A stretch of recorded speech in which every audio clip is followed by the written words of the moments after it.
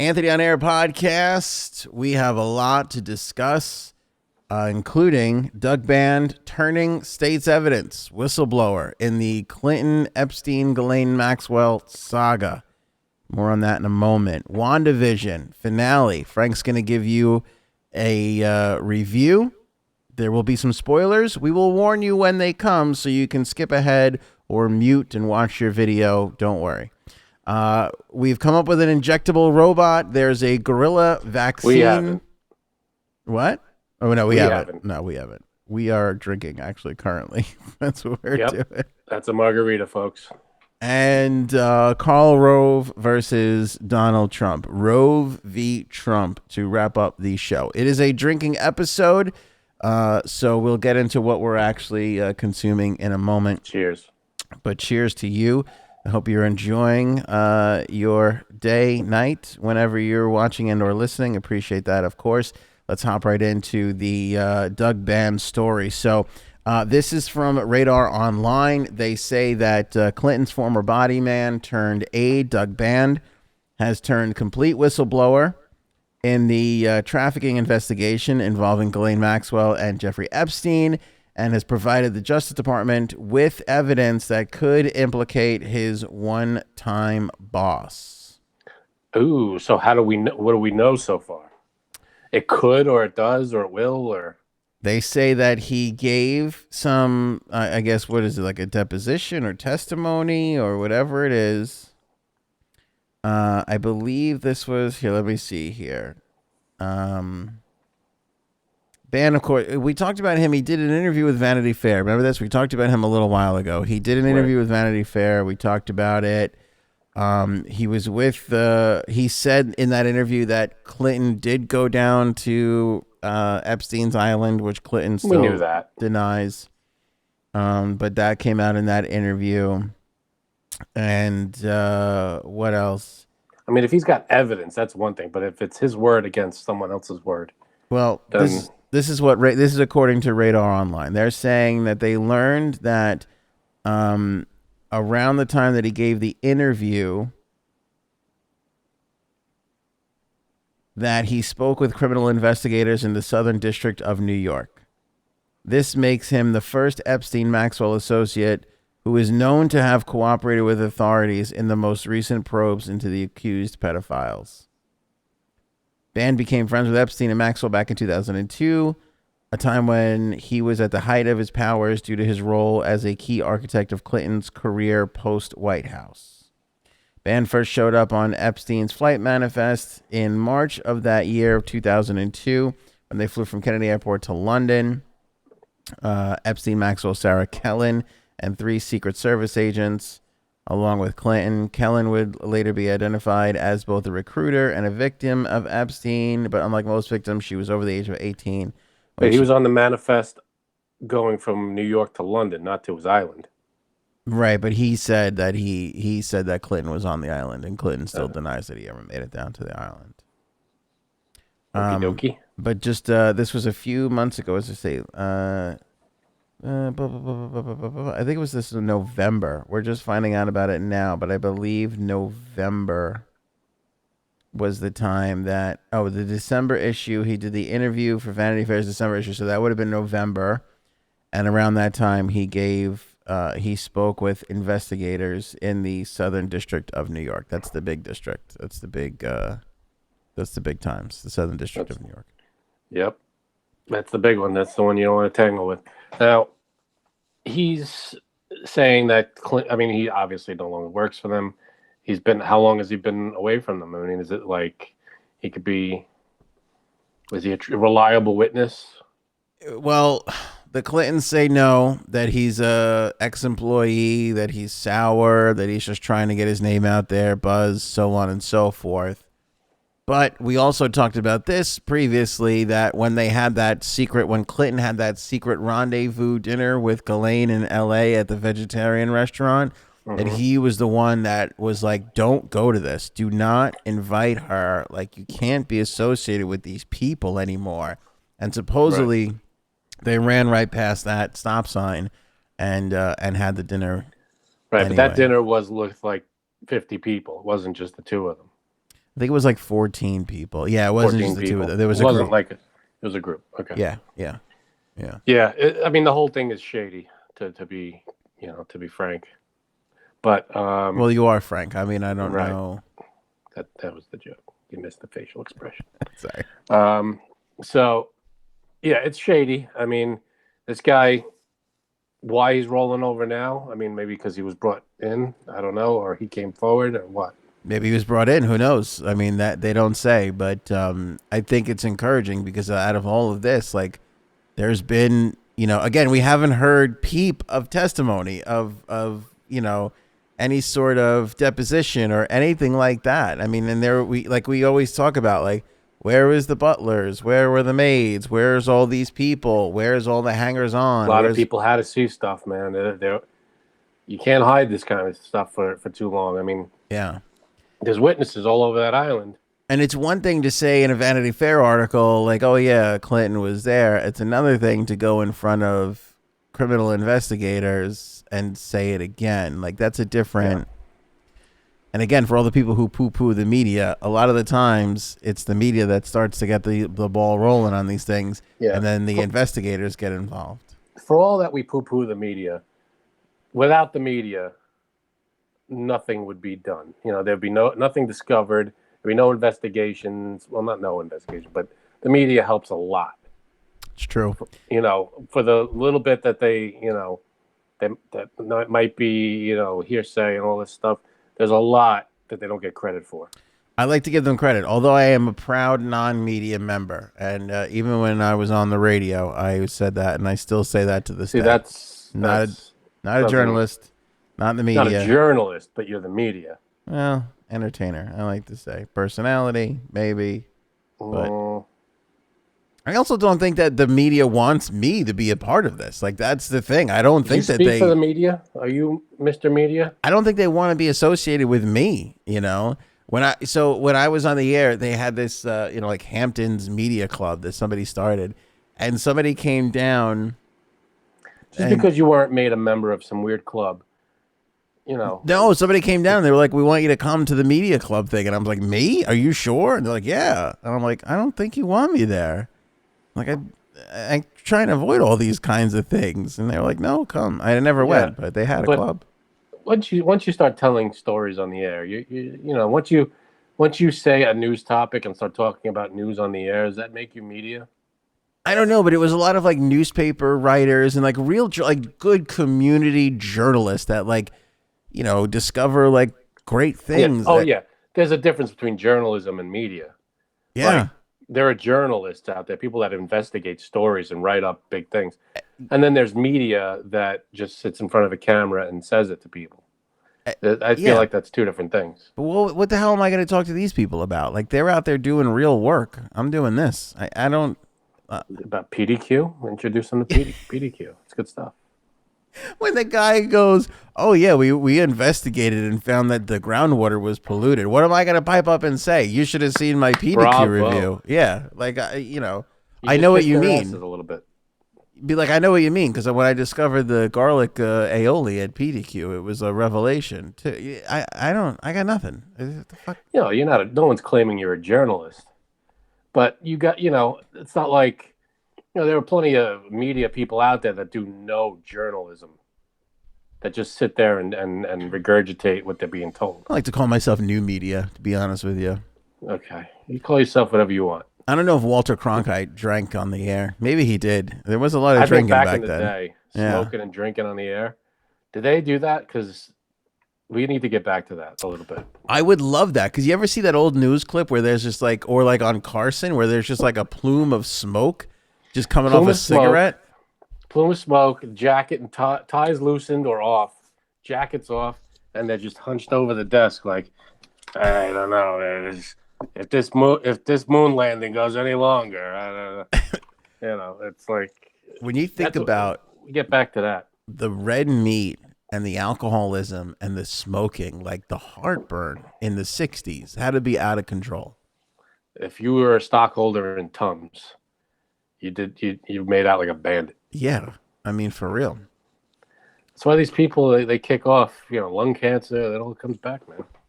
Okay. Yeah. Liver cancer. Nowadays, you know, they even give them like a fake cigarette, like a movie cigarette, like it's not even real smoke, just to get that look, that intense, Yeah. you know, that Larry King hunched over with the suspenders. San Diego, go. You know, that kind of thing.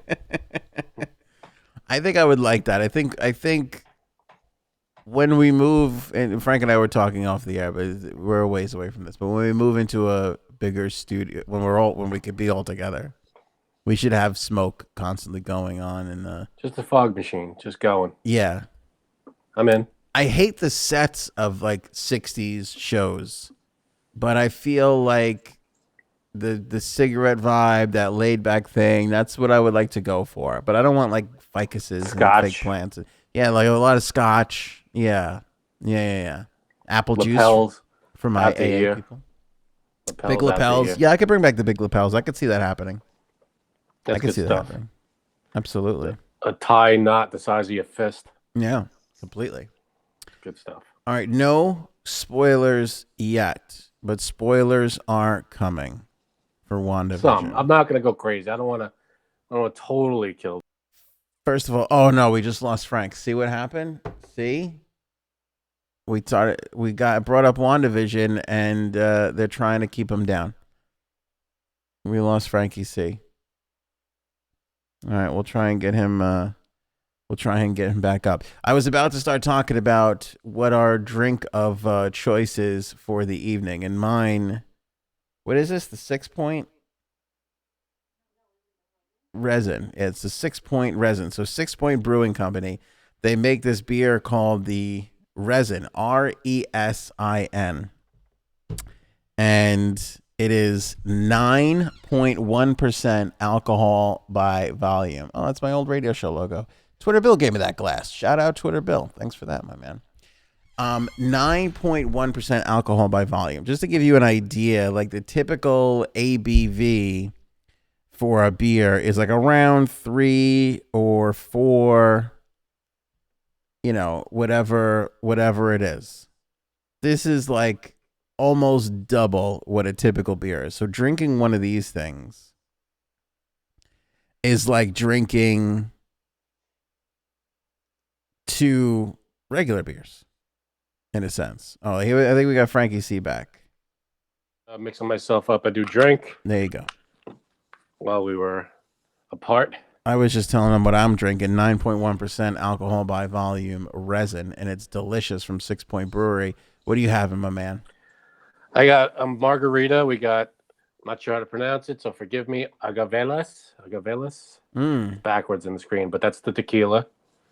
And just margarita mix, ice, and a tiki glass. And a tiki glass. That's where it happens. It all happens in the tiki glass. That's where the magic occurs. That's good stuff. I wish I had the salt to go around the rim, but every time I go to the store, I always mean to pick up the salt and I forget. Oh, really? That's the best. We have a permanent supply of that, like rock salt. I think we have an alcoholic problem. And you got like the thing to put it over, like yeah. Nice. Do the whole thing.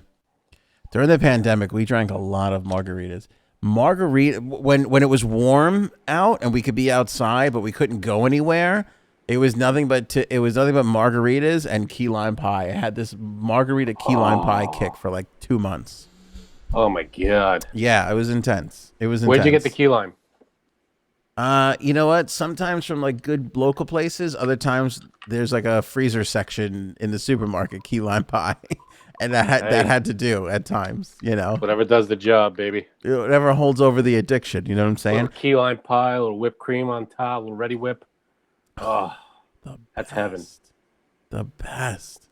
You put your feet in one of those little swimming pools. Oh, it's amazing. All right, WandaVision. Here come the spoilers. Now, if you're watching this live on the premiere on Facebook or YouTube, lower the volume. Keep watching. Frank's gonna wave us back when he's done talking. Okay. Yes, I'm gonna do one of these. If you're listening on the podcast, keep skipping ahead 30 seconds until we get to a point where we say we're pretty much. It's not going to safe. be long. I'm going to recap or a review. Yeah. I'll probably go about 2-3 minutes. Yes. All right. So there you go. There's an idea. 2-3 minutes. And of course, if you're watching later on, you could always just skip ahead. You can skip ahead to where the Arrow is on the Injectable Robot, which we'll be talking about next. All right, Frank, I'm taking my ear out, so go ahead. The show's all yours. Okay, so WandaVision, only 9 episodes in the whole series. They're not doing a sequel or another season. Well worth it. I mean, all 9 are out right now. It starts out great. You know, you're going along for the ride. You got Wanda Maximoff and you got Vision in this, you know, sitcom style show where they go through each decade of sitcoms. And the reason for the decade of sitcoms, spoiler alert again, is because Wanda, growing up as a kid in, I believe it's Sokovia, the fictional place in the Avengers universe, she grew up on sitcoms, DVDs of sitcoms. So that's all she knows of American culture. She took over this town, and she wants to create her reality and create her perfect world, which includes Vision, who is dead in this universe, of course. So she creates Vision. She has kids, and then in this finale, it's hard. It's tough. It's tough for her. She handles it well, I have to say. But again, spoiler alert. It's tough because she has to say goodbye to that world, and she does it because she's a hero. She says goodbye to Vision. She says goodbye to her 2 kids that she had in this world. The world goes back to normal. Everybody who was under the spell is released. Vision goes away. The kids go away. Wanda is on her own now. She's wandering the world again. But the great thing that it leaves off, it gives you a good after the credit scene. So watch out for the after the credit scene. There's a scene with Monica. She is the FBI agent that gets thrown into the world every now and then. She is now being called upon by, if you've seen Captain Marvel, the movie Captain Marvel, she's being called upon by the alien race that was in that movie. We're friends of your mom. Her mom, remember, was friends with Captain Marvel. Okay? So now she's being hailed. She's being called upon to be a hero for some unknown reason. We don't know what that reason is. But they come and they contact her. So that's an amazing cliffhanger there. Again, Wanda is back to square one. She doesn't have Vision anymore. But Vision at the end says, you know what? I may come back. I'll see you once again. We said goodbye before, and now we're saying goodbye again. Who knows? We may say goodbye again, hello again in the future. So it's a very, it's up and down roller coaster, positives and negatives, but it's very... For those people listening on the podcast, Anthony held up a sign in his window that I suck. And while I may suck, WandaVision did not suck. It's definitely worth watching. They're about 40 minutes episodes each, and there's 9 episodes. Definitely worth the watch if you're in the Marvel universe and you're into that stuff. It explains everything, and it's doesn't leave you hanging, doesn't leave anything, no questions in your mind. I'm waving Anthony back because I ended my thing. All in all, 9 out of 10. That's what I give it. So I'm waving everybody back. No more spoilers. No more spoilers. Anthony's putting back on his headset here, his earpiece, so he can hear me because he's a giant wiener. I heard giant wiener. I know. All right, how was that? It was good. No more spoilers from this point out. Okay. But again, my overall 9 out of 10. 9 out of 10, really? I give it an A. Nice. All right, 9 episodes. It's worth watching. I think I'm going to watch it this weekend. I think I have to Coming to America, which is out today, same day the podcast is released. I got to get on that, and I got to get on WandaVision. I don't know if I could do it all. 9, you said half hour, 40 minutes a piece? Yeah, give or take. They're a little different each one. I don't know if but they're not like an hour. And there's a couple of them have post-credit scenes. Oh, so you got to you got to go through the whole thing. It's like 30 seconds after the show ends. They do a few credits, and then you got like another 30-second scene. Well, if it's a half hour, that would take us 4.5 hours. We might be able to get that done this weekend. We have to be pretty diligent. Diligent or vigilant? Diligent. How much have you drank already? Oh, too much. I don't think I got vigilant or diligent. I don't think I got the sign right. I don't think the sign was correct. I tried to write it backwards for the camera. No, you wrote it. No, you should. You are correct. I think. I don't think you're backwards. That's backwards. The way I'm reading it right now is backwards. If you wrote it the right way, really, it would be fine. No, I think I wrote the letters backwards, but not. Are you reading it backwards right now? You look at that screen that you wrote on. Yeah. Is it backwards to you? I think so. I'm not entirely sure. No. Are you reading it backwards right now on that screen? Yeah. And it's backwards to us too. So if you write it the right way, it'll be the right way to us. Oh, you think it's showing up the right way? Yeah. Watch. Hold up your left hand. I don't think so because in the camera it doesn't. Watch. Put that down. Hold up your left hand. That's your left hand. Yeah. So that's right. So if you write the right way, it's going to be the right way. Oh, really? All right. Yeah. Because if I hold up my left hand, this looks like my right hand. Correct? Yeah, it does. Yeah, because your shirt's backwards. Because I'm all backwards. Yeah, I didn't realize that. Why is that? We have to fix that. Because I'm a backwards ass mofo. That's true. Plus, I've been drinking.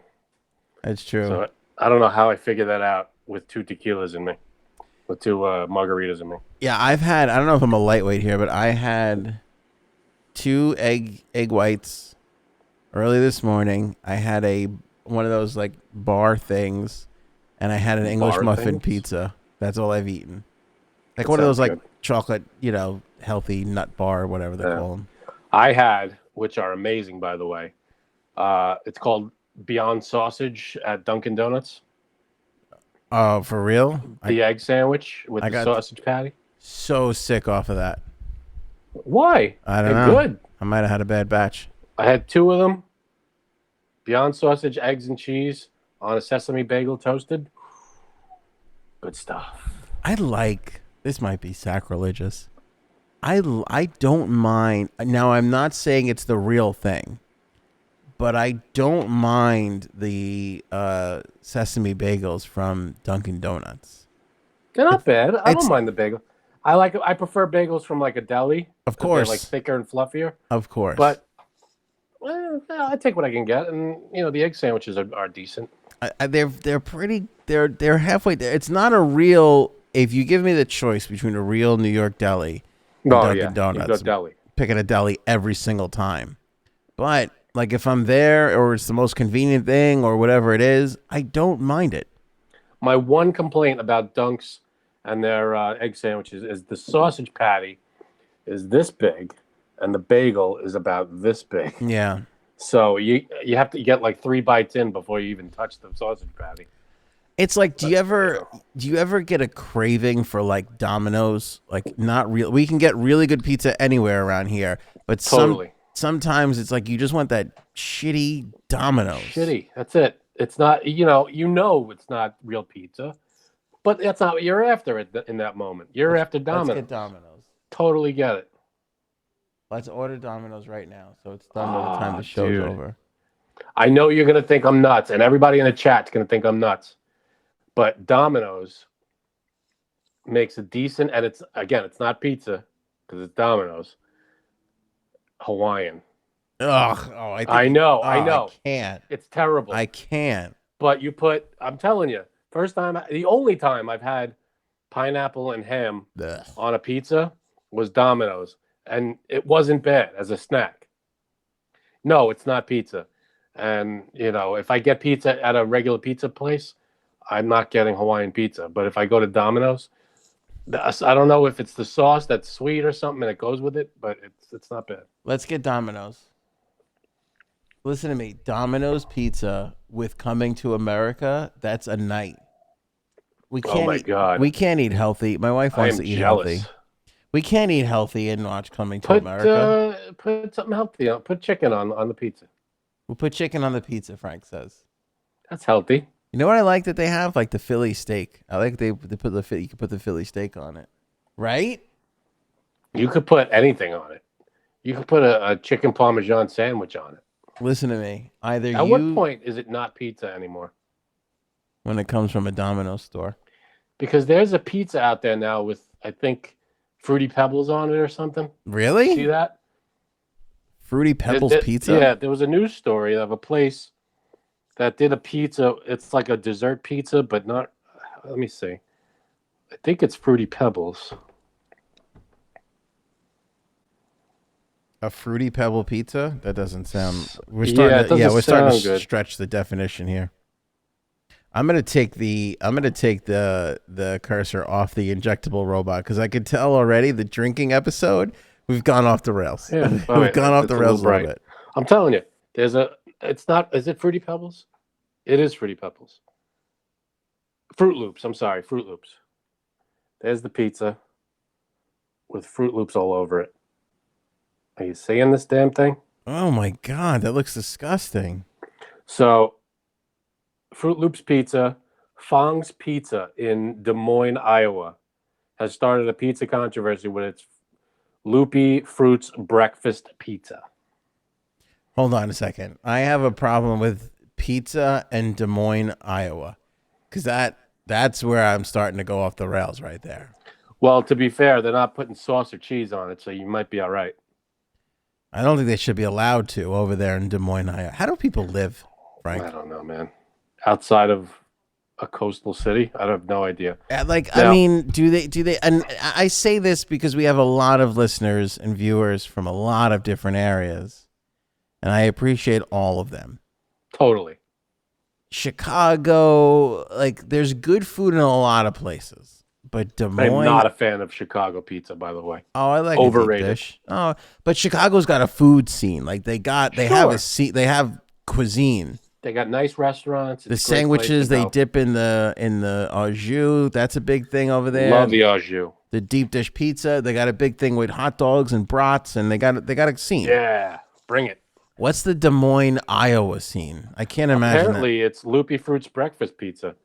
Get the here's the toppings. Here's what goes on a Loopy Fruits breakfast pizza. Before you Loopy Fruits, Frank. That's what they're calling it. Frank's get. Oh, that's they're calling it. That's what they're calling it. Oh, okay. I'm not drunk yet. I thought you were, because I'm really feeling Once we get the gorilla vaccine, I'm going to be very nicely toasted. Yeah, but right now, I'm about not to. There yet. I think a Yingling for round 2, beautiful, but not right now because you're working on the pizza. We're getting Domino's. So just so you know. I mean, this is off topic. Wait. We didn't set ourselves up for this because we don't have it listed. Yeah. We're going off the cuff now. Going off script here. Can I just say, Fruit Loops to me is the most disgusting breakfast cereal on the planet. Really? Can't do Fruit Loops. Oh no, the worst is grape nuts. You ever have grape nuts? Maybe, but I just don't like. Here's rocks. the thing: cereal is bready, and it goes with milk. Fruit Loops goes with milk. Doesn't go with either of those things. That's not bready. Cereal isn't bready. Cereal's bready. It's a grain. It's bready. Maybe. But what about like yeah, I guess. You can a fruit tart Raisin you can bran, get away with. Branny. No, I'm saying a fruit tart you can get away with. You get a little fruit maybe in like a croissant or something. Do you like Fruity Pebbles? Because I love Fruity Pebbles. No. No. That's terrible of you. I don't know why we're friends. But here's what goes on the Loopy Fruits breakfast pizza. Okay, go ahead. I'm ready. I'm going to throw up after reading this, by the way. First, you got pizza dough topped with cream cheese frosting. It gets worse. I'm out on ingredient 1. It gets worse. All right, go ahead. Mozzarella. Oh. Or if people don't understand what I'm saying, mozzarella. Fruit Loop cereal. Yeah, because that's how they say it in Des Moines. Let me get some of that mozzarella. Got that mozzarella and that marinara sauce. Fruit Loops with a drizzle of yogurt and condensed milk. Oh. That's the Loopy Fruits breakfast pizza. Apparently, it's a big hit over there. They're selling a lot of it. Yeah, it would be. So is probably banging your cousin and your sister. Just want to say, I, for one, love everybody in Des Moines, Iowa. If you're going to send any hate mail, send it that way. Listen to me.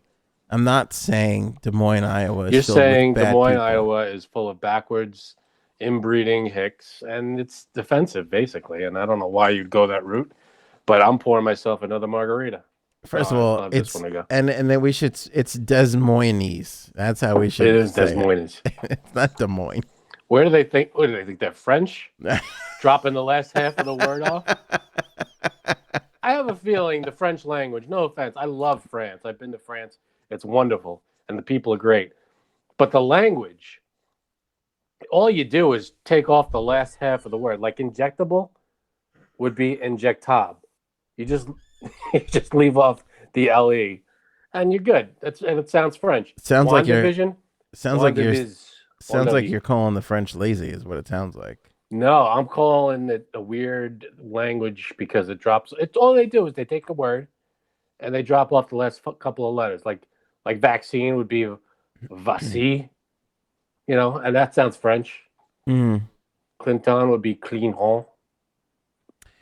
I could listen to French I'm people. drunk, by the way. I know it, man.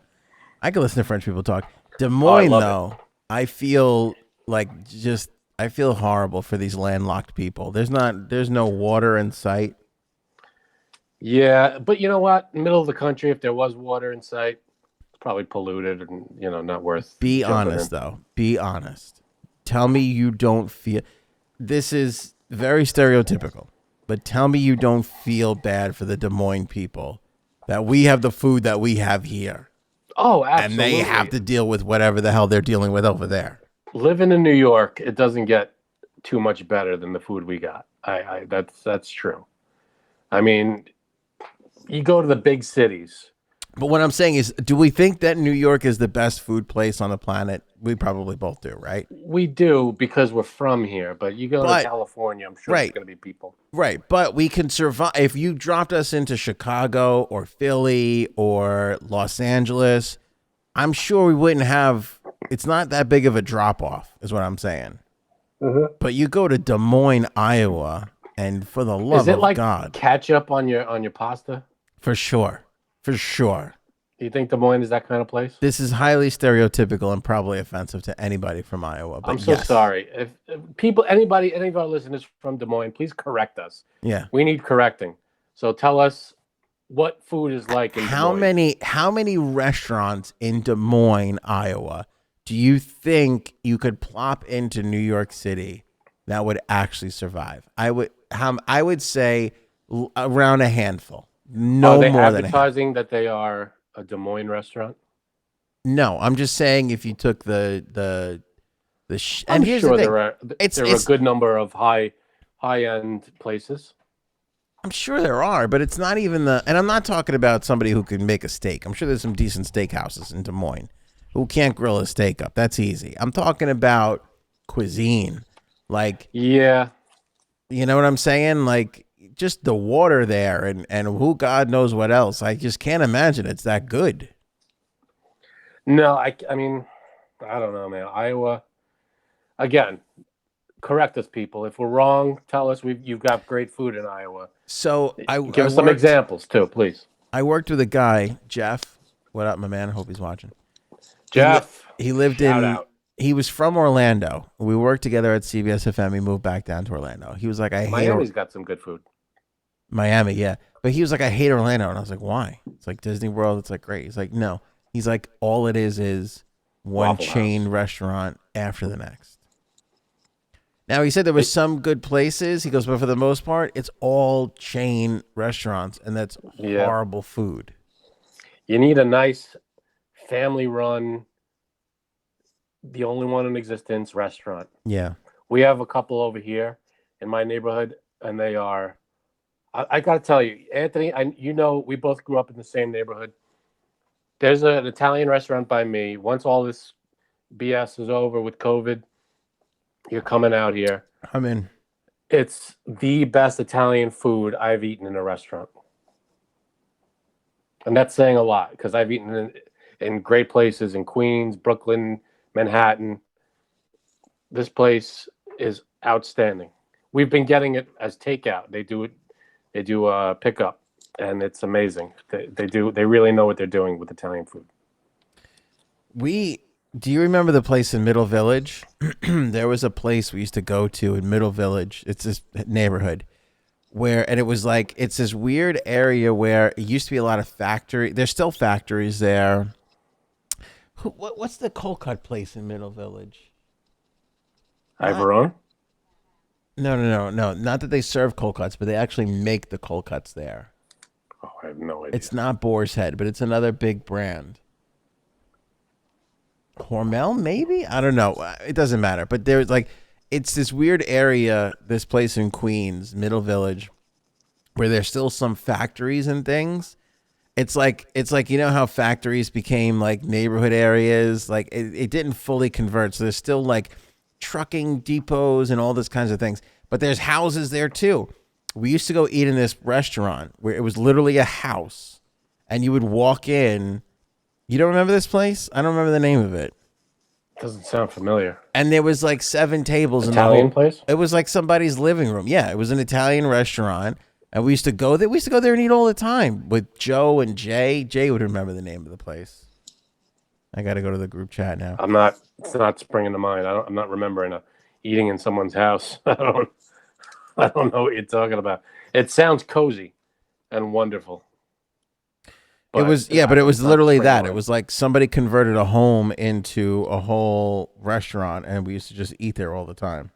There's a place out here in Mineola, not too far from me, that's like that. It's like a breakfast place or a brunch place. It's like a house, and you walk in, and it's like you're in their living room, and there's tables set up, and then it's just a few people cooking and waiting, and it's a great place. I forget the name, but it's amazing. So those little again, I think our whole message here is mom and pop places are gold. They are so good. You go to a chain place, you're going to get fed, you're going to enjoy the meal, but you go to a mom and pop, you go to a local family-owned place, like a restaurant or someone, you're going to get like, top-notch service, and the food is going to be outstanding. Yeah. Or else they wouldn't be there. Yeah. They probably got that in amazing. Iowa, though. It's like a corn stand or something. Is Iowa the corn place? I'm not entirely sure. I don't know. Hey, Iowa, what are you known for? Put it in the comments. Here's the good thing. After we get completely shellacked by the Iowa fans and the Iowa Chamber of Commerce, at least we'll learn something. We'll now know what Iowa is. That's why we're here. Yeah. We're all just going through our journey, Frank. We're all here to learn, my man. That's why I'm here, man. I just got to learn. We're all about learning. We're all growing. Nobody knows everything, and we're I've never been to Iowa. Neither of you, probably, right? A lot of the times I confuse it for Ohio. It's very hard for me to say. Both only natural. Things. Yeah. Same amount of letters. Some of them aren't the same. Yep. Who could blame you? It's in the middle somewhere of the country. I don't even. It's around this area. If you look at a map, it's here. So, we're huge in Australia. I wonder if Australia has this same kind of feeling. Like, do you think the people that live in like Sydney and Melbourne like look down on the people that live like in the middle, less city areas? Do you think they do that? I'm sure. I think it's the opposite. I think the people in Australia, if you in the outskirts of Australia, they probably eat really well because it's all fresh and like farm, and they probably eat really well. But the places in the cities, yeah, there might be some great restaurants. But I feel like Australia has a good wildlife, culture that they know what they're doing. You think I so? could be wrong, but that's my overall feeling of Australia. And I'd love to visit one day. Australia seems like a really cool place to me, aside from the spiders the size of a garbage can lid. Yeah, that's a problem. I don't know how they survive over there, these people in Australia. I don't think they're ever going to let us back, though, the Australians. They seem to be locked down and enjoying it for the most part. Can't really blame them. No. New Zealand, too. I don't think we're welcome in New Zealand. Yeah, I don't think so. I get it. I wouldn't have me back. I wouldn't have us back either. Yeah, with their COVID numbers down at like almost 0, I wouldn't let anybody in or out anyway. Not at all. All right, Frank, let's get into Injectable Robots. So an LA startup is building tiny injectable robots to attack tumors. Dude, like physically attack. This is the dream, isn't it?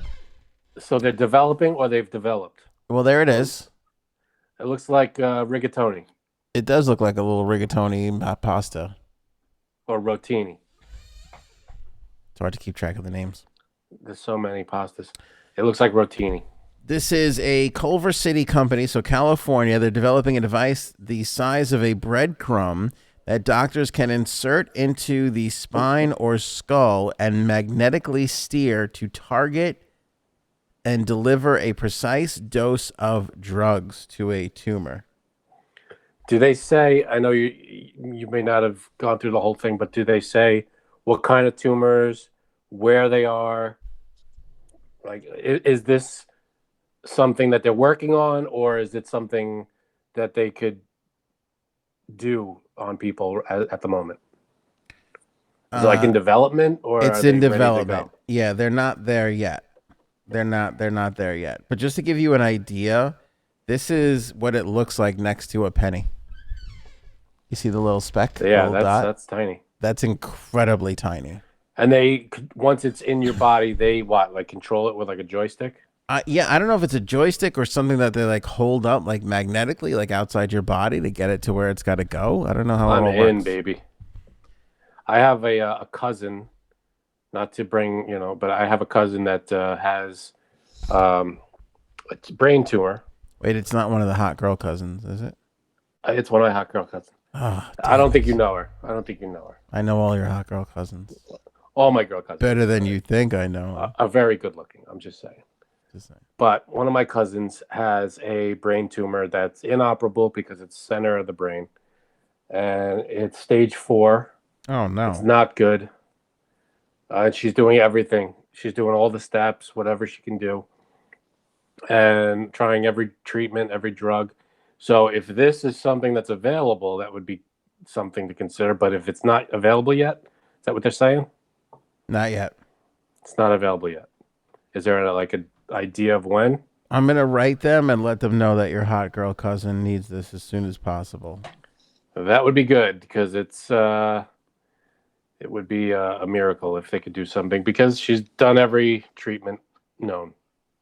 And so we're hoping. Sorry to hear that. Yeah, so we'll she's trying everything she can. So keep her in your prayers, people, if you can. Let's keep Frank's cousin in our prayers. Well, let's hope that this gets done relatively soon. I mean, the fact that they're talking about it is a good sign. I love it. Let's. I don't know why we haven't. I mean, not to bring up a political topic, but stem cells. Why aren't we funding more stuff to make us better? Yeah, I don't know. I mean, stem cells doesn't hurt anybody to collect the stem cells. Why wouldn't we utilize the tools that we're given? That's a great question. We should be trying everything. I like throwing stuff up against the wall and seeing what sticks. Yeah, it's that my wife told me this thing. It was a parable that she heard, but it's a really cool one. A guy is in a flood, and he's on the roof of his house. He's in his house, and a boat comes by, and the boat goes, "Come on, I'm here to save you. Let's go." And he goes, "No, God's gonna save me. God's gonna save me." Then he's on his roof. The flood gets higher. Helicopter comes. He goes, "Come on, get on the helicopter. I'm here to save you." He goes, No. God's got it. He's gonna save me. He's gonna save me. Then he's on a tree. Another helicopter comes. "Come on, let's go. I'm gonna save you. Let's go." He goes, No. It's in God's hands. He's gonna save me. The flood gets him. He dies. He goes to heaven. And he goes, "God, what happened? I thought you were going to save me." He goes, "I sent you a boat and 2 helicopters. What are you doing?" Yeah, exactly. So God's given us the tools. Stem cells are there. He gave them to us. Why wouldn't we use them? That's all I'm saying. I know there's a lot of controversy with it, but I don't see that's why. A controversial take, my friend. But I'll tell you what, your stock's never been higher with the audience. Every day I just read a comment about how much they love you. So I just try to be as subjective, whatever the neutral one is. I try to be as logical as I can. And with stem cells, it's like, I know it's political and stuff, but I feel like we have the tools because they're there. It's not like we're making this up. They were given to us. Yeah. Why wouldn't we use what we're given? It doesn't say when this is going to be available, but it does say that the company started in 2016. So that's 5 years, and they already got a picture online. That's pretty good. So they have a working, I guess, prototype, looks like. Yeah. Something injectable, very tiny.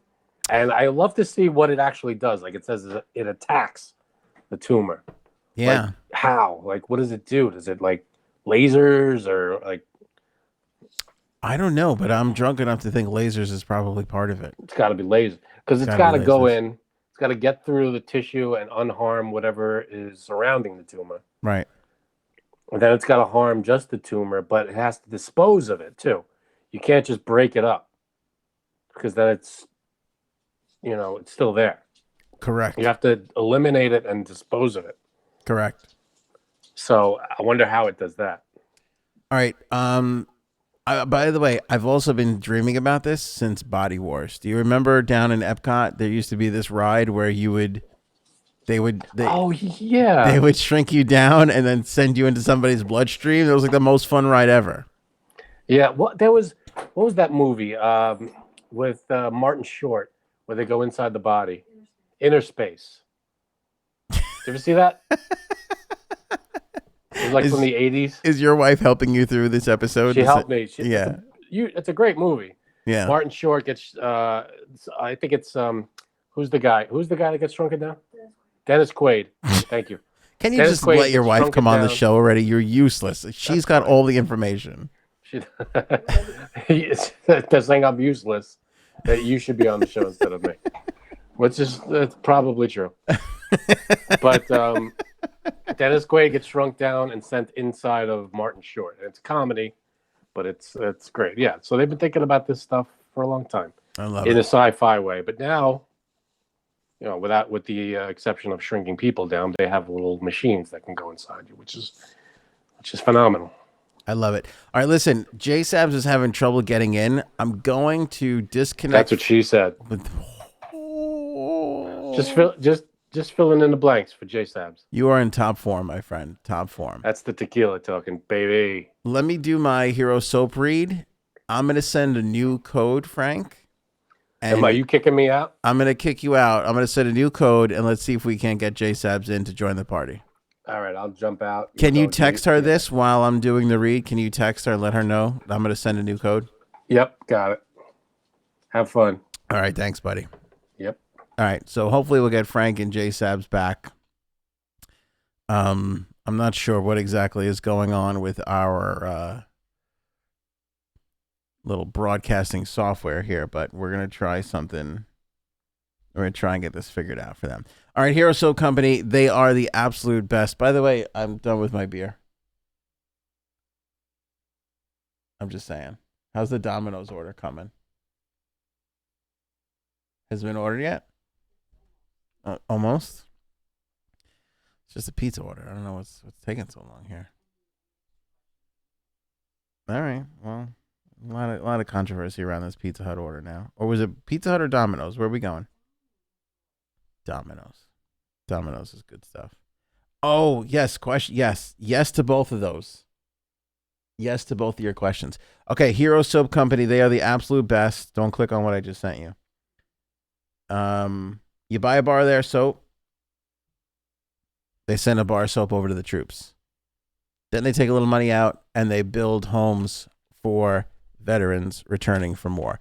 They are extraordinary. I clean myself with this soap each and every single day, and I could not love anything more than the Hero Soap Company. It is absolutely 1,000,000,000% phenomenal. I love Hero Soap Company. They are the greatest. Now I could, all right. I could see Janine. Now I can't see Frank, and I thought I saw him for a second. I don't know. I was just trying to make you laugh while you did your little Thank you. Hero Soap stuff. Thank you. Let's see if we can get Frank back on the show. How are you doing, J Sabs? Oh, here we go. uh, I'm good. How are yins? I'm doing all right. You texted me a picture giving me the finger. I don't appreciate that. Oh, what are you enjoying tonight? It's drinking show. I hope everybody's having a nice Nothing fancy, just a chocolate espresso martini. chocolate espresso martini. Mm-hmm. It looks good. Do you like chocolate? Yeah. Do you like espresso? That to me looks like a drink. Yes. I love espresso. Do you like vodka? Yes. Okay, then you would like this. Next time you come to my house, I will make it for you. I would like that. Because that looks like a beverage that is way too complicated for me to actually execute on my own. Like, I would never make that for myself. Vodka? Coke? Nope. Well, actually, do you do vodka? I mean, like, I drink vodka seltzer. Hi-yo. All right. The band is back together. Yeah, but vodka seltzer, Janine's having a chocolate, what is it? Espresso martini? Ooh, right. that sounds good. But how did you make it? Give me the rundown. What's the ingredients for the audience? So if they want to make it themselves. Cocktail shaker, fill it up with ice. Okay. Get 2 shots full of Godiva chocolate liqueur. Nice. Okay. Pour it in. 1 shot of vodka. Pour it in. And you know what? It depends on like if you like a whole espresso. I actually just had a double espresso. And I took about half of it. But now what do And you then so do? you shake that up. Do you like brew it? Did you brew the espresso? Yes, I did. So you had to make an espresso and pour that in there too? Yes. Like in But I the have Like a lot of work. in the Italian silver thing on the No, stove, or did no. you just like Keurig that? What No, what I have an decade do you think espresso. this is? Oh, an espresso.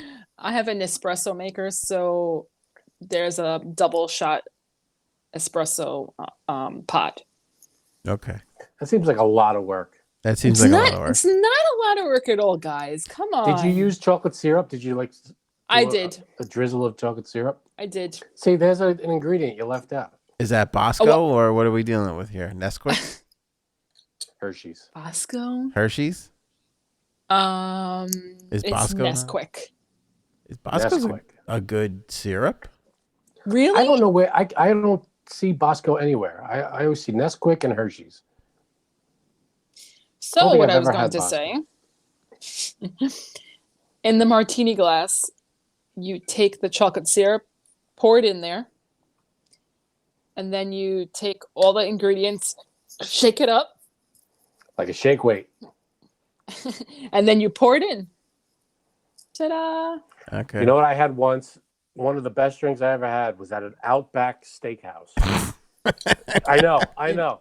You've just But it was- we just spent a half hour shitting on Des Moines, Iowa for I chain know. restaurants. Believe me, this was before our table was ready. I was sitting at the bar, and I had a gingerbread martini, and it Oh. was unbelievable. I don't know I have to exactly what was in say- it, but they put a little gingerbread cookie at the top, and it was like with the whipped cream and everything. It was amazing.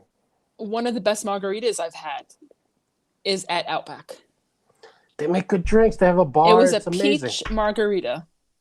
You might. Hey, Outback is not a bad restaurant for a chain restaurant.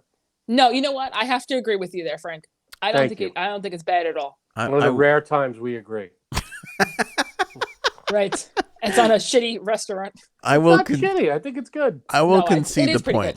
good. It is out of the chain restaurants. It is pretty good. I actually The bread. my wife I know that butter bread. and everything. Oh, Oh, my wife wouldn't go. We were out a couple of weeks ago, and I go, I'm kind of in the mood for steak, but we had the kids, and they were like in a shitty mood, so I didn't want to go to like a real steakhouse. So I was like, is there an Outback nearby? We'll just go there. Who cares if the kids are shitty? We'll get a steak and we'll just hang. She refused to go. She refused to even look it up. no, you know what? Cuddles. It's not like the Olive Garden. It's good.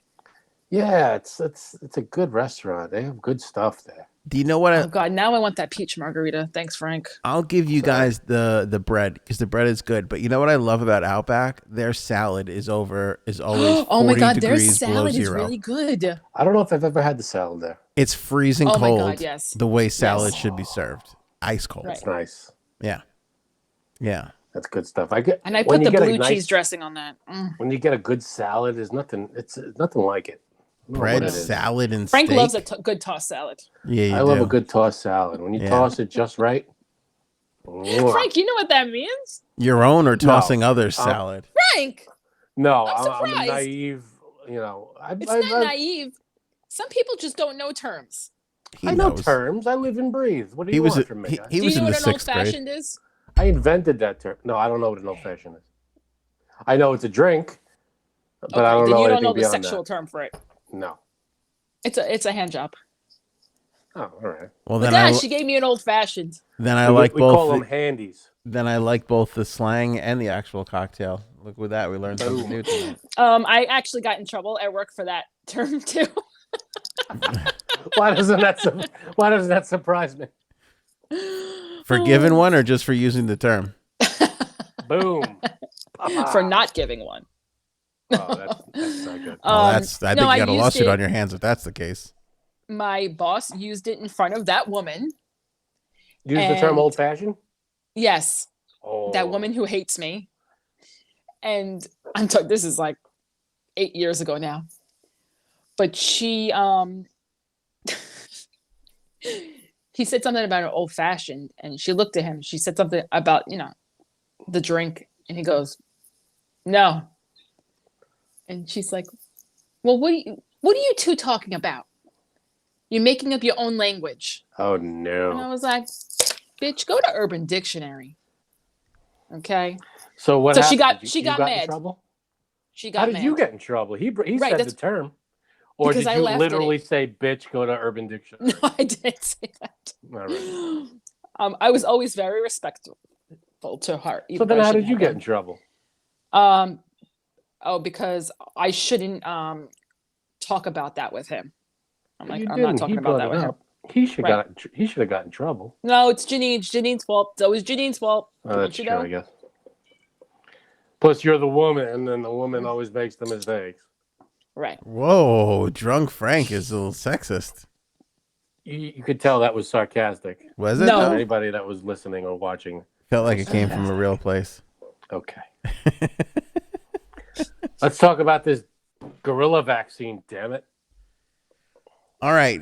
Oh God, thank God we're almost at the end. Go ahead. Yeah, we're almost at the end. Man, for someone co-hosting a podcast, you are so looking forward to the end of it. I'm a co-host. Yeah. I thought I'm just a guest. No, you're not a guest. The three of us are co-hosts. No, I would say really? Co-host. Yeah, I would say panel at the least. Wait a minute. You're on the panel. Update my LinkedIn. There. Hold on, I'm gonna go update my LinkedIn. There was a hesitation there. He's like, I would say, yeah, you're a co-host. I would say we're co-hosts. Yeah. Yeah, as he's giving himself an old-fashioned. Yeah, sure. Okay. Let me ask you this. Yeah. Do you consider yourself the host and the two of us co-hosts? Whoa. Of course I would if I was him. Well, that's why I said panel at the very least. Panel is higher than guest. I'll give you a panel. I would say you're hold on. I'll give you do. Hang on, I got to review the Domino's order. Hold on. You do. You got Domino's? Oh man. It's going down. Wait, you both like Domino's and you're Italian? But that's the thing. We established this before. Domino's, we know there's real pizza out there, but Domino's is like one of those. We know it's not real pizza. It's drunk pizza. It's drunk pizza, but it's a snack. It's not. We recognize that it's not real pizza from a pizza. Yeah, but it's Frank, Brooklyn, you're a snack. Is that the one we want, Brooklyn style? Or you know what that means too? No, I don't. Just go. But what does that mean? You went to town on this one. It sounds positive. It's like, oh, that girl's a snack. It sounds positive. That's good, right? Yeah, it is. It's new slang. And what exactly does it mean? Like, I eat her up. Nice. Not like literally, but like, she's cute. I'd let her give me an old fashioned. Well, thank you. See, Janine just called me a snack. See, that's nice. Oh, lovely. I wanted to see if he knew what that meant. I didn't, but now I do, and I appreciate the compliment. as I get a little more toasted. He's like, Aaron, how many is that for you? 2 or 3? We went 2 or 3? Two. what are you drinking? Margarita. How did you make it yourself, or you got it pre-made? It's tequila and margarita mix. Okay. By the way, there's like 4 ingredients that I don't have. not that anybody would care, but the restaurant in Middle Village was called Salvatore's. Jay came through with the name. Anybody in the Queens area? That? What'd you say, Janine? Are we sure it was that? Because I was looking it up right before, I couldn't get on for 25 minutes. I thought it might have been called Albert's. I don't know. But you know what I'm talking about. The one that was in the house. It was like somebody's house. They just turned it into a restaurant. Was it very dark inside? Yes. Okay. I know what you're talking about. I think it's Albert's. It in no way, shape, or form should have been a restaurant, yet it was. You walk in Did it there. meet all the codes and stuff? Like, I remember the first time I went in there, I thought I was walking in like Pesci and Goodfellas. I thought somebody was going to put a little... That's how it was. Oh, shit. Yeah. Now I have to go look pictures of this place up and see. Yeah, but it was amazing. I don't even know if they're still around, but it was so I wonder if they good. do takeout. I don't know. You definitely couldn't social distance in there. They'd only be able to fit one table. It was literally like 14 tables in this tiny Do you little remember space. London Lenny's? Yes. Yeah. Closed. Yep. I heard it closed. Which is unbelievable. That place has been around for decades. I'm sorry to go off on a Queens tangent. Places There's a can't huge survive. place. It's a seafood place in Middle Village. That's called London Lenny's. And it's just an amazing place. And it's closed. And I don't know how they didn't. Restaurants during this pandemic, I don't think they did takeout. Which, how could you not? If you didn't have takeout or like an online way of ordering, I don't know how you survived. It's you got to have it. I know. You got to have Especially those there, things. because there's no outside dining there. You're on the street. You're on Woodhaven Boulevard. You can't really fit tables outside. Yeah. Actually, there is one way, because I know someone who owns a restaurant in the city, and Fish and Hunt Club. Just dropping names right here, and Tell them to pay for advertising. He did not open up for takeout, or even open up at all. Got a loan. Oh well. Yeah, and but that's you got to the pay way. that back. I think it's whatever the name of it was, whatever. So, but you're right. If you don't have takeout, You got to do takeaway. How do you not? I got to be honest with you too. Like ordering online, I was somewhere where I wasn't normally, and I was just looking around for something to eat, and this pizza place took online ordering, and I ordered from them, just like a soup, because I was like, I just want tortellini soup, just simple tortellini and broth. Tortellini soup sounds good. So good. And I ordered it online, and I was like, this is fantastic. I don't want to talk to anybody when I'm ordering. You know, I just want to put it down. you don't like people. I like talking to people because I like to make sure they got it. I talk to a person. I know they have the order. I feel like if I do it online, I don't know why, but I feel like there's a chance they're going to miss it. No, I feel like there's a chance they're going to miss it. Yeah. Yes, if you're saying it on the phone and they're in a hurry and the other line's ringing and they're running around, it's awful. I make them read it back. Can you read that back to me? Are you a read back to me guy? Oh my God. No, I don't say that. Yes, you do. They usually read it back. The few places I order from, they read it back to me. I only order from do you 2-3 say places. like, okay, I want the Aussie fries and the Thunder from Down Under ribeye steak. I want the Crikey Crisps or whatever the hell they call them. Love Australia. I want to visit there one day. I like putting all my little stuff down just writing it down, sending it off. Me too. And you're good because to it's go. like when they have the special instructions, I get so excited because I'm like, oh my God, they're going to read this. But you know what? I put it in all caps anyway. Like, hello. No, I want to give my special instructions to a person. I feel like I put there's so many steps online. No onions, this, that, they click this, click that. There's a million steps. I feel like something's gonna get screwed up. I want because the person's gonna read it anyway. I want a person to write it down. If they're printing it out, which most of them do, if they print it out, then they could see what they have to do too. That's true. But I just like when a person takes your order. It's more personal, and I feel like it's more, it's more Right. familiar. It's like a Right. neighborhood kind of thing. Like if you sound like an asshole, they're like, "Oh, I'm definitely gonna spit this guy's food." Okay, cool. Right.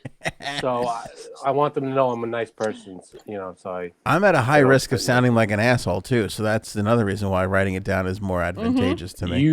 Your resting asshole face is basically what you're setting. Look at this, America. What are you drinking? America, right there, Yingling, my friends. Yingling, that is not America. I went from good for you. I went from a Brooklyn brewery to a Pennsylvania brewery. It's America's oldest brewery. Yingling? Yeah, Yingling. I can't wait to go to a brewery. What language is Yingling? It's American, you son of a bitch. Yingling is an American word. Yes. What'd you think it was?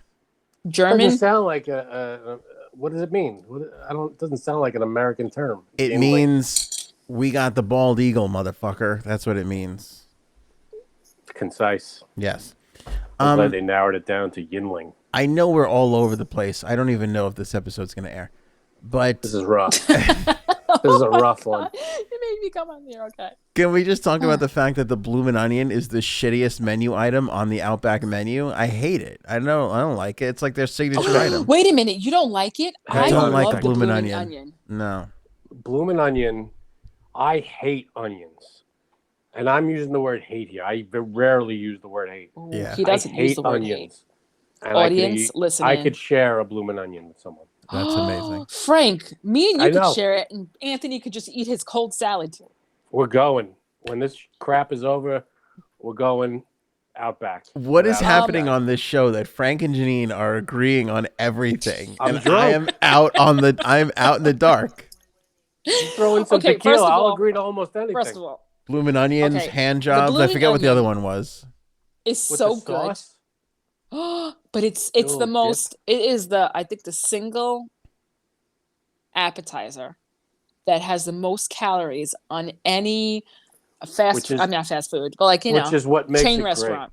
It's about 3,000 calories. Wow. Yeah, that's But not you good. know what? It's so good, and It's worth afterwards every you feel like calorie. so disgusting and fat and greasy, but you're like, it was fucking worth it. great. One of the best Okay. appetizers I've ever had, and I think they took it off the menu. I'm not sure why.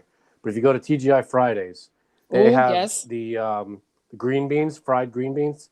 Oh yes, And they you still dip have them. Do they still have them? Yep. Oh, those are the best. I had them like, Mhm. I don't know, gotta be 20 years ago. I had them, and they were amazing. And I never had them. I haven't had them since, and I've been They are pretty craving them good. forever. And there's no TGI Fridays around me. No. There's nothing out here. What's the best chain restaurant? What's the best chain restaurant? Yeah, like you know what I mean. Like not like chain, not like Ruth's Chris has a couple of establishments. I'm talking about Peter Luger's? I'm not talking about that. I'm talking about national chain Friday night. PDQs? That's no. That's fast food. I'm talking about That's chain. TGI Fridays, Applebee's, Right. I'm gonna have to go with Outback. my I like old, Outback. my oldie, my OG. What do you got? I love Fridays. I still Fridays like is good. Fridays. I think Fridays is Me the and you- worst one out of all of them. Really? Yes. Fridays isn't bad. I'll go with Fridays. Which one do you But like? Me, my wife can't stand this about me. Favorite chain restaurant? If you Chili's. say Sizzler, I'm going to slap you. Chili's, baby. Chili's Oh, I is like the Chili's as well. best. bad. Chili's would come in second for me. The best. How big is Hula Hands? I don't know. Oh, I've I don't never. think it's that many people. It's not that many. Because that's not bad. I swear to go God, with I've Hula never been to a Hula Hands. I've seen a bunch of them. I've never actually There's- been to a Hula Hands. There's one on 110 in Farmingdale Yep. over here. Right across, Right across the street from the PDQ. PDQ. Yeah. Yeah, Yeah, I know where it is. we should call them and see if they'll let us do a live show there. I'm in. I like Hula Hands. But I got to say, Outback, if we're talking chain restaurants, I like Outback.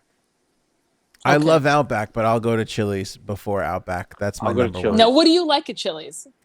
I like what's your? they have go like to? a quesadilla thing where it's like on a different. It's not tortilla, but it's something else. It's amazing. Oh, See, I like at Chili's. Instead of like bread on the table, they give you chips and salsa. Chips and salsa. That's right. That's That's class. amazing. That's class. And if you order the nachos at Chili's, okay, this is amazing. You know, in most places they just pour the crap all over a plate of nachos. Right. Not at Chili's. They take each individual chip and they put beans on it and How do then they do that? cheese on top, and then they place one jalapeno right in the middle. On every chip. On every chip. Every chip is perfectly made. I don't know how they do this. were I they thi- tostado man. nachos?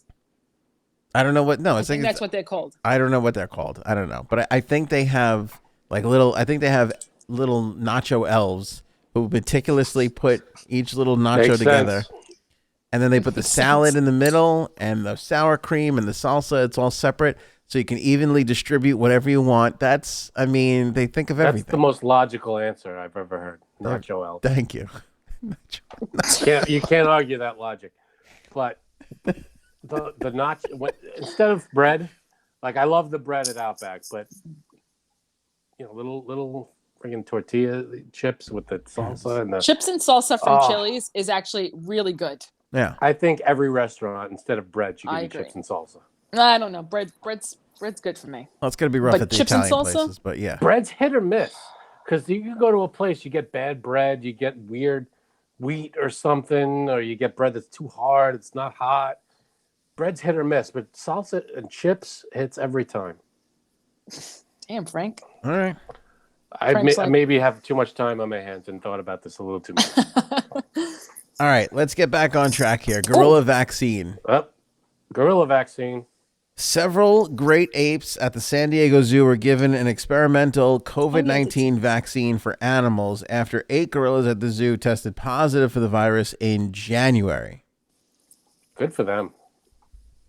Okay, yes. But does anybody else see that I didn't get the vaccine yet?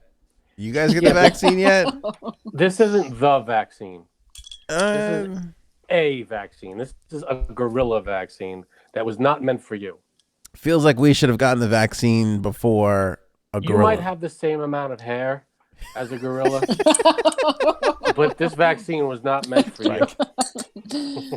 I was going to say. Yeah, roll up your sleeve. Anthony, why don't you just go pretend you're an ape over there and I see could- what happens? I could literally. The only way I can get a vaccine right now is if I stand next to one of these apes in the zoo, and they The would three just. of us are not getting a vaccine for a while. We're not. I'm cool. I do have to say something though. Go ahead. Okay. We could get it if our body fat percentage is more than 30%. Oh, I think I Yeah. got that locked up. If you're over, a friend of mine, a coworker of mine, who is not he's tall, but he's not an overweight person. Apparently, he said he was obese. He's considered morbidly obese, but he's not. He's I don't know. He's a little taller than I am, maybe a slight bit heavier. He qualifies for the vaccine because he's technically obese. That's good to know. I'm gonna go kill some Dominoes right now, and then schedule a Chili's nacho run tomorrow to get that Oh, my vaccine by God. Sunday. We'll be good My to wife go. and I gave up fast food for Lent. That was dumb. I know. Yeah. Like, what's Lent? It's a holy thing. What are you, 4? I don't think I've given up something since I was in high school. Every year, baby. I can't believe you did. What'd you give up last year? Being funny on the podcast? I'm not going to dignify that with a gorilla vaccine. All right, and finally, Karl Rove versus Donald Trump. Actually, I find this entertaining as all hell. We've become so numb to Democrats fighting Republicans that when there's inter-party fighting, you know, when it's Democrat versus Democrat or Republican versus Republican, I find that to be the most I fun. friggin' love it. Karl Rove is one of the most evil people of the Republican Party. I don't even know who it is. Back in the Bush era, the George W. Bush era, he W. was the puppet master, W. and he was just a mean son of a bee. He is turned against Trump, and that is Well, very telling Karl Rove is basically responsible for the second Bush administration because he was the guy on election night that said, "Do not call this election just yet." So CBS or CNN or some of the left-wing sort of outlets, and we weren't right-wing, left-wing as much as we are now back then, called the election for Gore, and Fox News refused to because Karl Rove said, "Do not call this election." And that's what caused the whole Florida thing. And then eventually Bush wound up winning. But if Karl Rove didn't speak up, they would have probably Bush would have probably conceded and we would have had Al Gore as president. Damn. If one doesn't exist already, there should be a Karl Rove documentary. There's so much. I don't about even know this who he guy. is, honestly. He's a So much about this guy. legendary I'll Google Republican him. strategist and commentator and everything else. Well, anyway, he was on Fox News the other day, and he basically shit on Trump, saying that Trump's got to come up with some new ideas. So this was after CPAC, after Trump made his speech, and they did a straw poll. And the straw poll, as you'll hear in the clip here, I think 90% of Republicans want to see President Trump's agenda continue.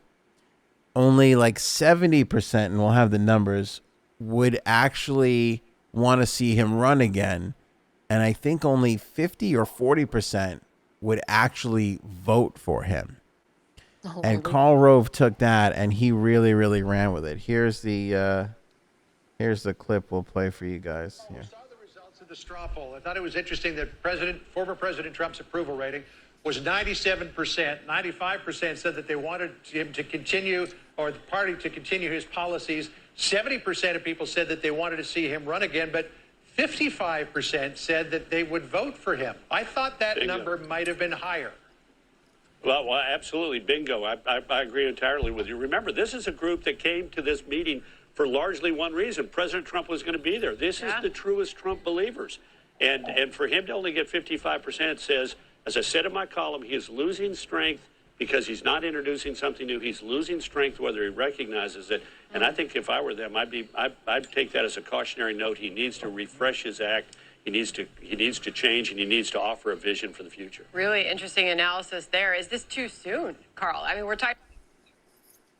I like how he said his act. He's got to refresh his act, not his agenda. That's exactly what it is. Yeah. It's an act.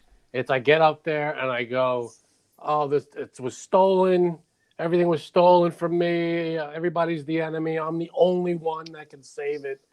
It's all an act, and it's tired. It's the old. I'm the only one that could do it. Vote for me, and it's a broken record basically, and we're all tired of it because to be honest, for the last 6-7 weeks, it's been calm without Boring. him, which is great. I will take boring over his bullshit every day. I will take boring politics over worrying about what he's going to do and who he's going to antagonize every single day. Give me boring politics.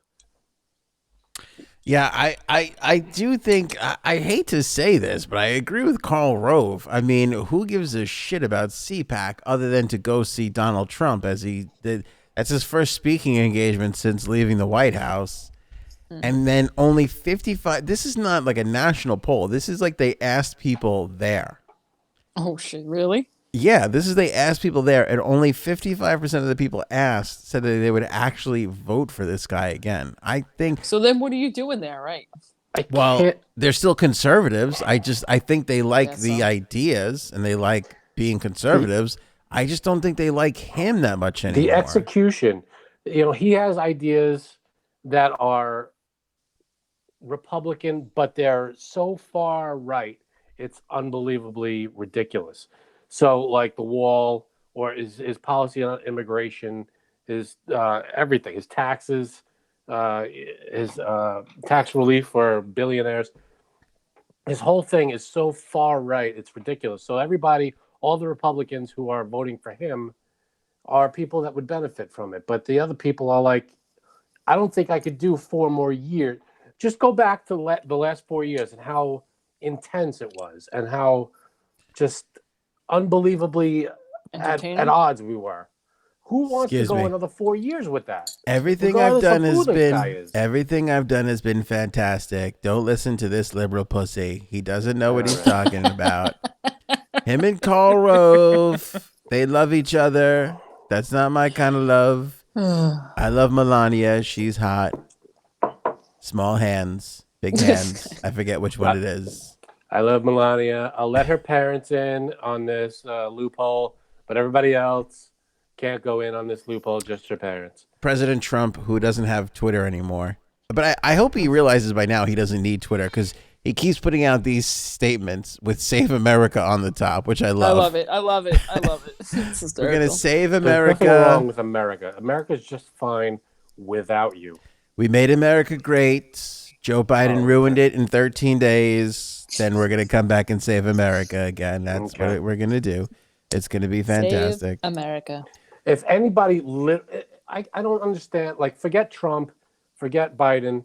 If you want to literally relive the last 4 years, just the turmoil and the aggravation, that's what you'd get with another 4 years of Trump. You'd just be time travel back to that 4 years, and it was just agony. And why would you want to go through that again? It really was, politically and socially. It was just people here's at the thing, odds, though. friends I fighting think- with friends, family members. I think that if you allow yourself to watch these political shows all the time, you're gonna get upset with them. That's why I never did. I guess maybe because I'm not really that so much vested in politics.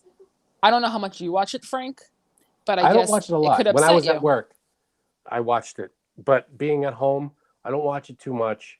But I kept track of what he said on Twitter and I kept on social media when he posted stuff and when news outlets reported on it and every other, I kept track of a lot of it. I can't say I'm 100%. Let me read you the statement from Donald Trump. Which, by the way, I also love that not only does he say Save America, but he also puts statement by Donald J. Trump, 45th President of the United States of America. As if we forgot. One term, 2 impeachments. Go ahead. As if we forgot. Yeah. He writes, and I quote, Karl Rove has been losing for years. Here we go. Anybody that doesn't kiss his ass is a loser. He's a This really rhino gets him. of the highest order who came to the Oval Office lobbying for 5G for him and a group. After a lengthy discussion with Rove and Chief of Staff Mark Meadows, I said, no, they're not qualified. Our nation can do much better.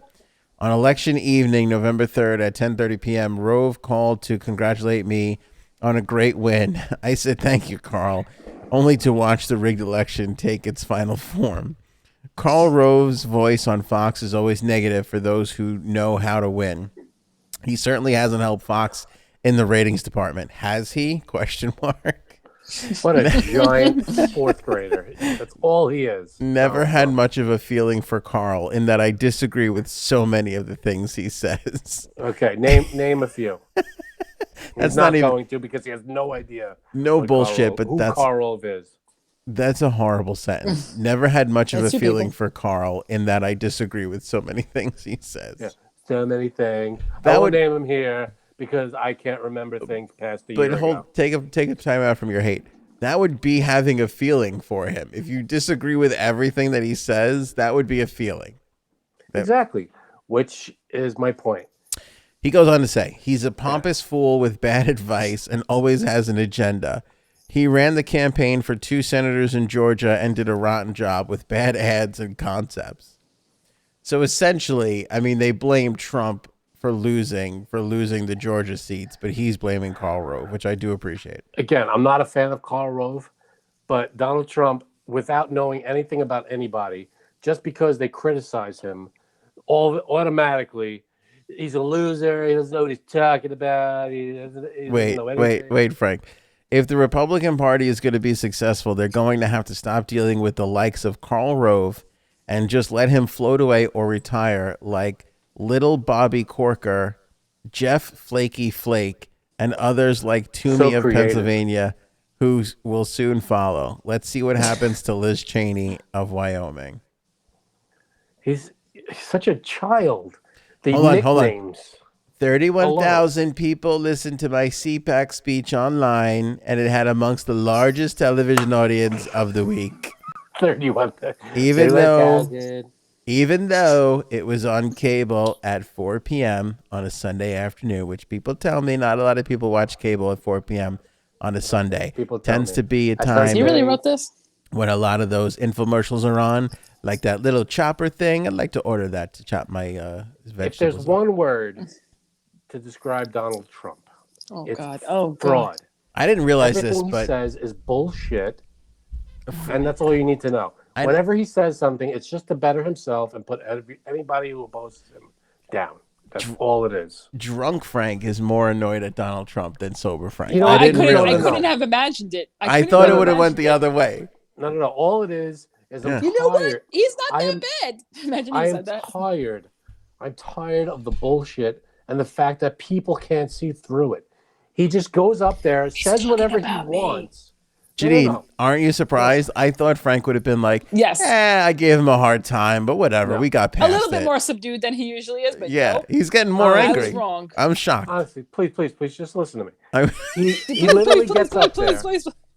All he says stuff that just makes himself look good, and anybody who opposes him is a loser. That's all he does, no matter if it's based in fact or not.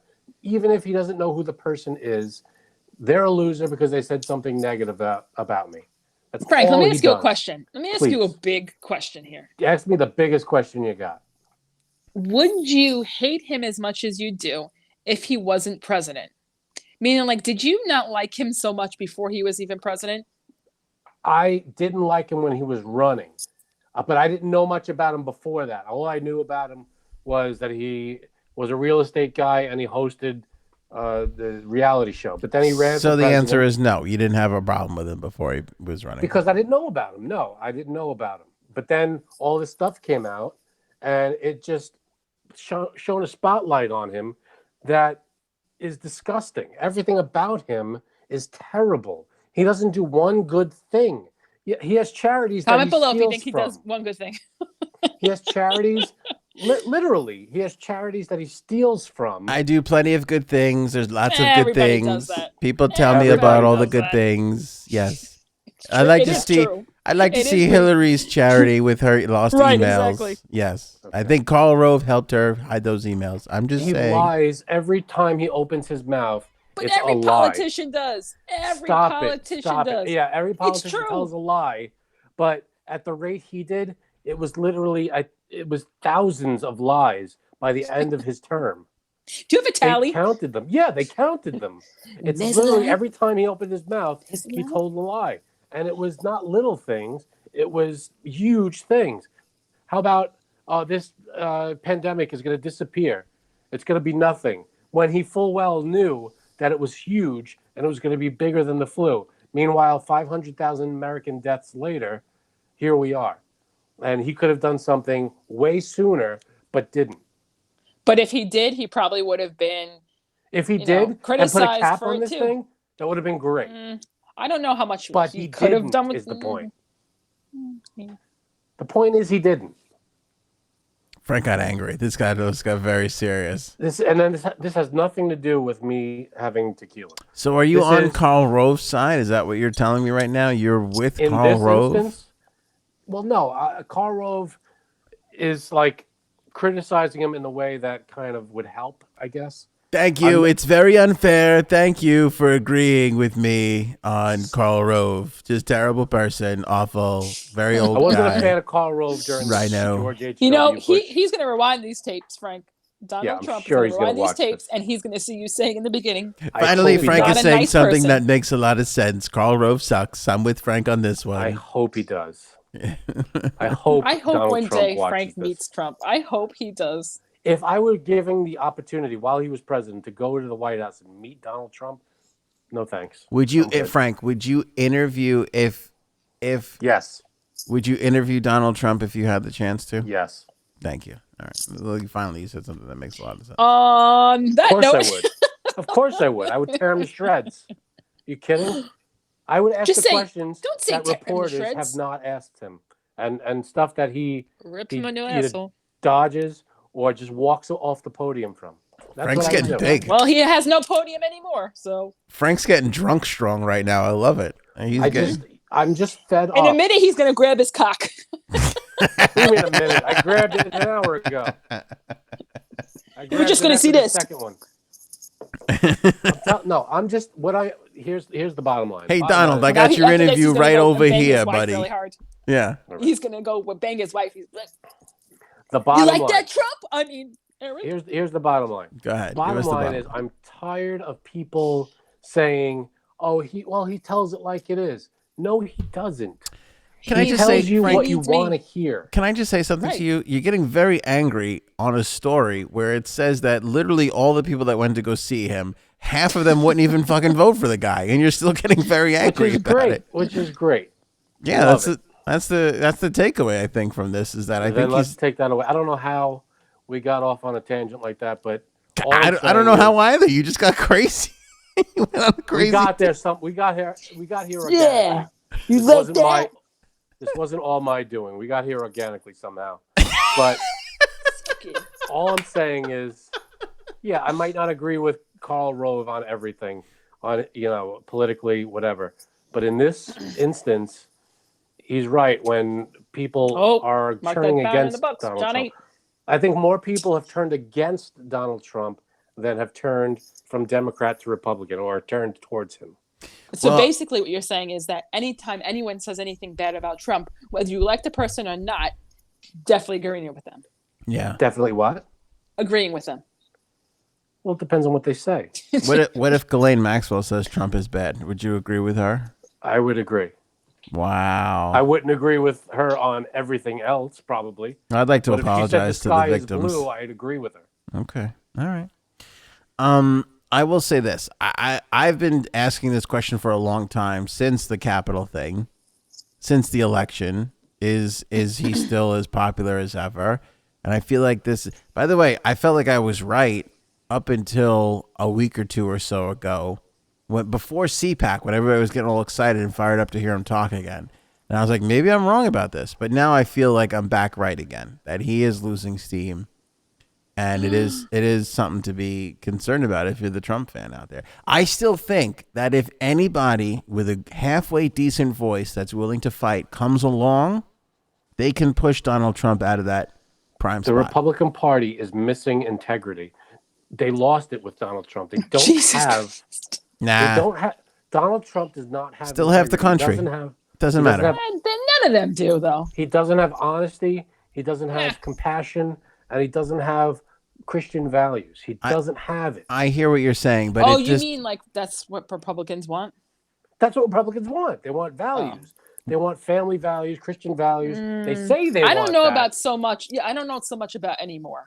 Yes, I exactly. really don't. They say they want that, but then they back a guy like Donald Trump with who smoke bombs innocent peaceful protesters to get a photo op with an upside down Bible. That's what they back.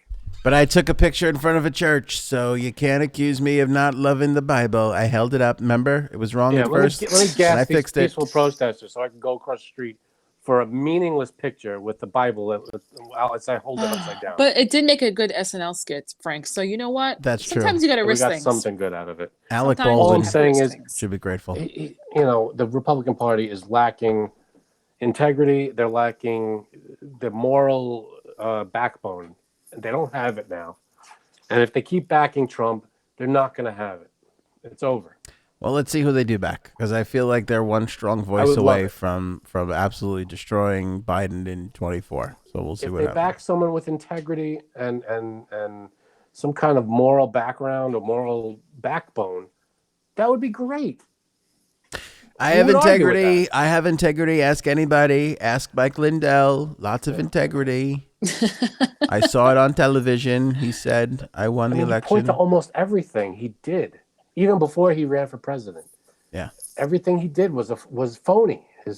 From his college, which gave nobody any kind of value, which defrauded people out of millions. Hey. My cousin Vinny's got a degree from Trump University. He's doing really good for himself right now. Oh. Okay?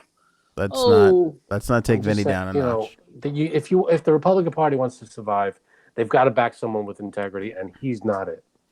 All right, there you go. Political advice for the Republicans from Frank. I love it. Janine, you got anything else?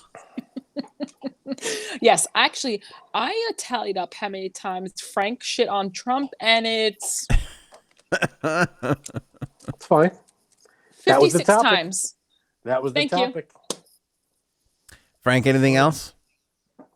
About Trump? No, I'm good. I think I said everything I need to say. He's like, I'm good. I'm going to go bang my what? And I'll be good. I have no monetary stock in this, but Coming to America 2 is out now on Amazon. I will be watching. J-Sabs, are you going to watch this weekend? Are we going to review on Monday? I might. I'll see what he wants to watch. Okay. Are we getting Amazon Prime? Yeah. Sounds good. All right. Looks like maybe a review. I love it. Frank's wife, buckle up. You're in for something right now. I don't know what. Frank's wife, first of all, contributed more to this show tonight than actually Frank did. It was amazing. You should have seen it before. She had every answer. That drunkie couldn't get here. Yeah. She would be a great replacement for me. That's not even a debate. I thought you were gonna say she'll be a great Republican. I'm like, really? Are you sure? She would be a great Republican if Frank would just let her be who she is. See, good Christian values. Yeah. It's not even about Democrat or Republican. It's right and wrong. That's all it is. Wise words. Frank, I'm into 2024. I'm not gonna lie to you. I'm gonna text your wife in a half hour, 45 minutes to make sure she's okay. Just by this, exactly. This anger rant Me too. that you went on. Look at this giant smile. I am a happy guy. You're kind of red faced. I'm a little worried for your wife. I have so much tequila in me and margarita mix. I am a happy fella. I'm gonna eat. I want Domino's. Whoa, what? Ever since you said you got Domino's, I'm craving it. How are we doing on the Domino's run there, beautiful? What's the assessment? Is it coming? Are we almost here? Can't do it. Domino's. How long until the Domino's comes? She's like, well, Domino's. I didn't order Domino's. I did. See, I gave up fast food for Lent, and I can't eat meat because it's Friday. This is why you're This is why you're so angry, Janine. This is why he's so angry. I'm not angry. I know. I'm really not angry. I'm. Just eat a nice juicy red steak and you'll be fine. Wait, hold on a second. Hold on a second. Stop. What is our Domino's in quality check? Is that what you just said? Come on, baby. They're making sure the Domino's goes through a quality check. That's fantastic. Do you have the Domino's tracker? Yeah. Whatever you do, all right, Dexter, don't go near Daddy when he has the peanut butter on. You know, I just lost a dog. What is your problem? Really, he's just like in your drunk. face. I didn't think. You know, I'm mourning. I just picked him up. Picked him up because he was by my ankle. Yeah. I didn't think. I'm sorry. Yeah, well, take the peanut butter off your body. Maybe he'll stop trying to eat you. All right. For everybody who thinks Frank is nice, he literally texts me a picture of his dog and he goes, "What do you think about this, you son of a bitch?" And that's what he texted me this morning. Real nice, Frank. In the morning. Real nice. Is that classy? That believes this guy. Is that nice? I didn't think that was nice. Really anybody that believes this guy, I got a bridge I could tell you. All right. We'll leave it there. AnthonyOnAir.com has all the links and information. Appreciate you guys. I should give away a tiki glass. Should we give away a tiki glass? We should. All right, I'm drunk. It's probably time to retire. I'm going to sleep like a baby tonight. I'm just saying. How many did you go through? 2 or 3? I feel like it was 3. No, it was 2 full tiki glasses, which I think this is like 16 ounces. All right. Is your wife drinking with you? She's not. Uh-oh. Oh, God. She's going to be very annoyed while he's trying to bang her away. She has to take care of me. That's all. I'm the baby. In which way? Walking around. Whatever way she's gonna hold his hair while he throws up right after the show. Gosh. Right, pretty much. All right, appreciate you guys hanging with us. This was a mishmash of a Friday show, but really, actually, good luck. I had a lot of fun. That's all I'm gonna say. I had a lot of fun. Did you guys not have fun? Frank was like, "I shit on Trump the whole hour." I'm fun. I only shit on Trump the last 20 minutes. 20 minutes tops. Okay, go bang your wife. All right. Go try to. Okay. All right. We will see you guys Coming to America review on the next episode and whatever the latest is on everything else. AnthonyOnAir.com. Links and information. Thanks to Hero Soap Company. Link in the description below and on the homepage of anthonyonair.com.